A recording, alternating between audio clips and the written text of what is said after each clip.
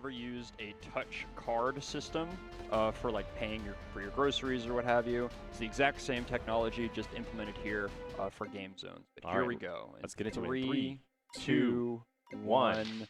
Bring on the bots. Oh, already forgetting to buy ammo the very first round. UTA has no ammo. I don't think they've realized they have no ammo. Looks like they have a chassis overpower for red 3. Blue team taking it real safe.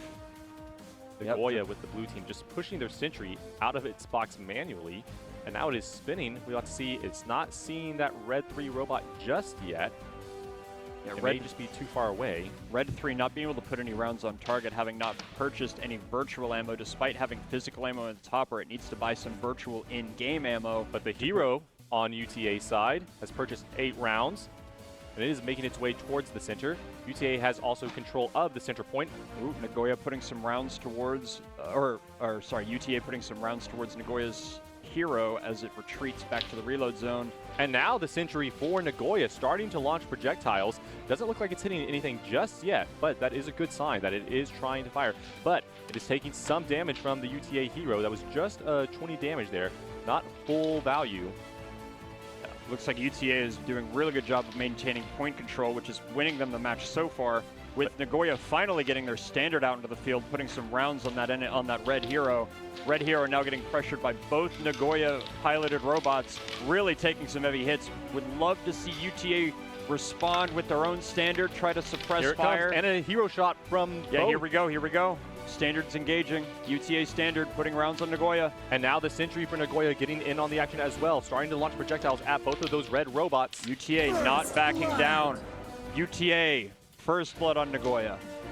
An excellent job by the hero for UTA, taking out that infantry, that blue 3 robot right there at the top of your screen. Very now trying to get back to his base to reload and heal up. Looks like that sentry could still be a problem, providing suppressing fire from the bottom right, even if it isn't terribly accurate. We're seeing some damage. Well, some damage on both sides, it appears, as NAGOYA's sentry puts some rounds on NAGOYA hero. They are trading back and forth right now. The hero trying to take out the sentry trying to fire back.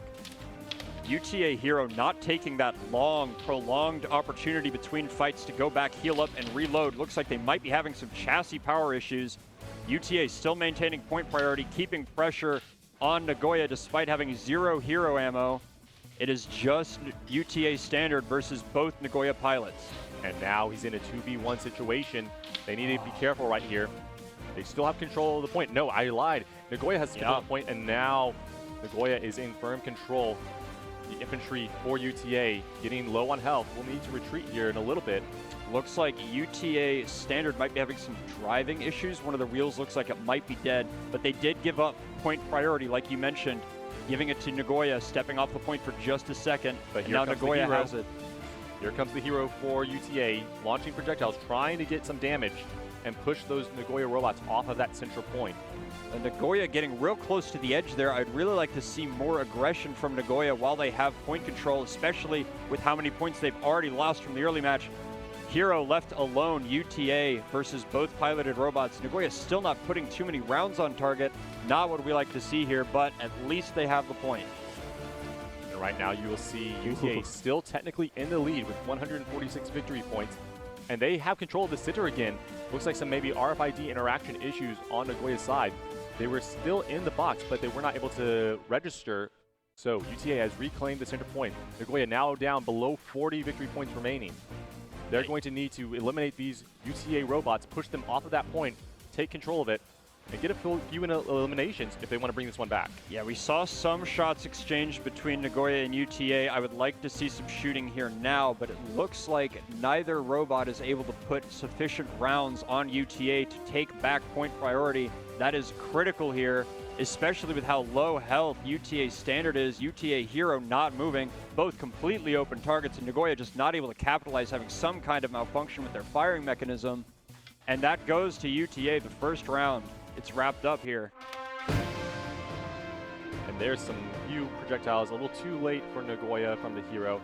But a good round from both teams, I feel like. Yeah. The sentry was able to launch a few projectiles in the general direction of those red robots. The hero was able to get involved in the action, the infantry as well for NAGOYA. And then for UTA, I feel like they did a good job of keeping pressure on the center point, Yeah, not decent. giving it up, Real and they decent were defense. able to trade that aggression. When one of them was getting low, they would go back to heal, and then the other would take the point. And so they did a good job of never letting Nagoya get a chance to change the momentum of the game. Whoa. Oh, no, that's where I'm going. I do think that, on the point of rotations, I do think UTA early game had a bit of a communication issue. There was a big rotation by Nagoya back to their reload zone, and UTA's hero was at least 30% health. With 0 ammo or very little ammo in their hopper. They could have gone back to their reload zone during that time between fights to heal up, prepare for the next fight, but instead they stayed there with their standard. Point priority wasn't a risk there. They really should have rotated, and if they were up against Nagoya with their shooters active, I think that could have been a very critical mistake there. You can see the difference in approach here with the 42 millimeters from UTA, 18 launched with Nagoya favoring their infantry robot. So, MVP, gotta be the UTA hero. 18 shots launched.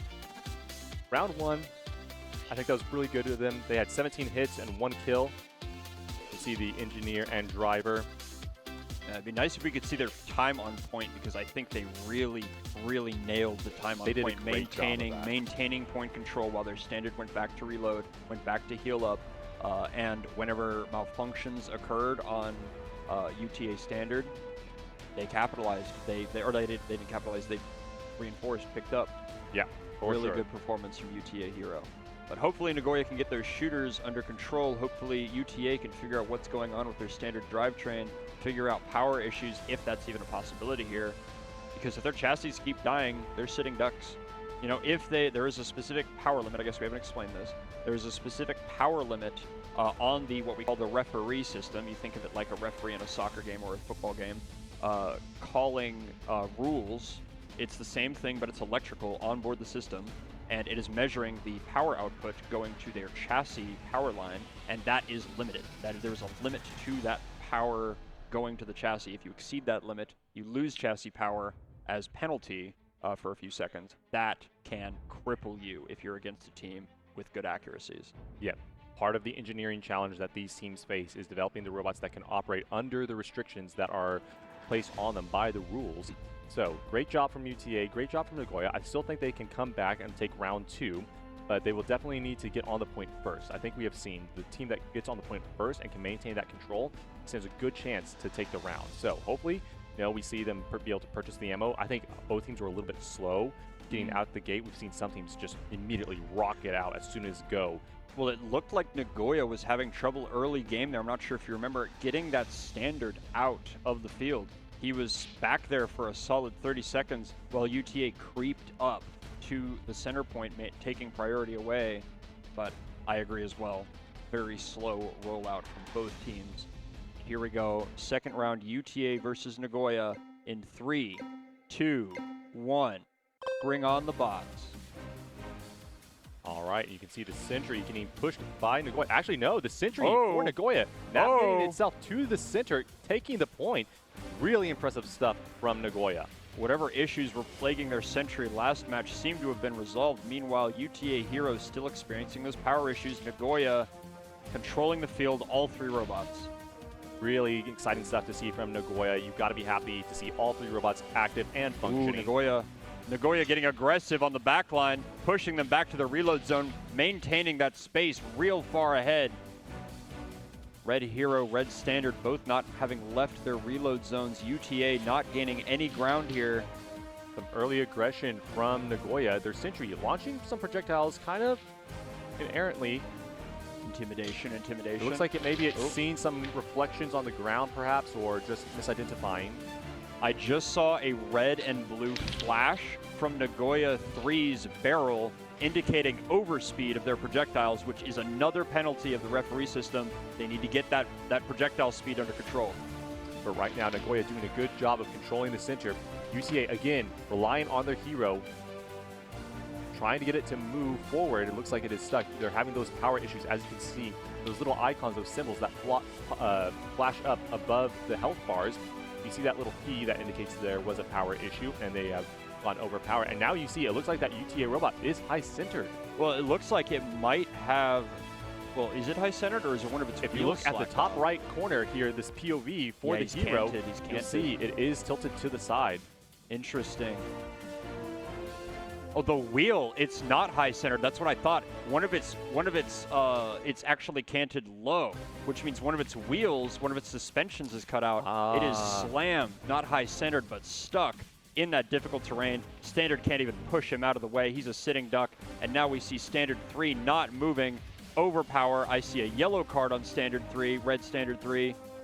Not looking good for UTA. Nagoya really coming back. And the sentry now for Nagoya, targeting that infantry, that red number 3, launching some projectiles, not landing too many hits, but still continuing to apply that pressure. Yeah, it looks like they're having some precision or some accuracy issues, but they are putting rounds on a centered point. So if they just trim their group a little bit down and to the left, I think they should be able to put those rounds on target. That's something for Nagoya to work on before their next match. But it looks like this round might go to Nagoya.